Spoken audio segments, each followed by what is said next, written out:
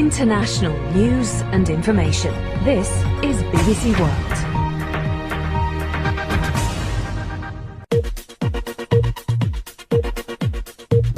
السلام عليكم أصحاب تقاليق إيه ورم ستين وفي عندنا فلا ما أنت محادين ورا وين أدونك هلا تكلم كور قبتي نور سيد أدونك هلا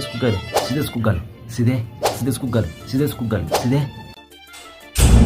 labada maalmood oo la soo dhaafay ayaa dhagax weyn oo weynin badan ilaahay weyn dhagax weynin badan ayaa adduunka soo wajahay markay dadka qolada naasaga iyo Australia markay ogaadeen intii dhagaxan adduunka isku soo wajahay dhagaxan oo culayskiis la sheegin oo culays weynin badan oo hadduu dhulku soo dhaca saameyn weyn ee dhul dhib badan keeni kara dhagaxan ayaa la sheegay intuu ku socdo speed ama xawlad ah 29,000 km/h waa xawli aad iyo aad weyn oo hadduu meel ku soo dhacana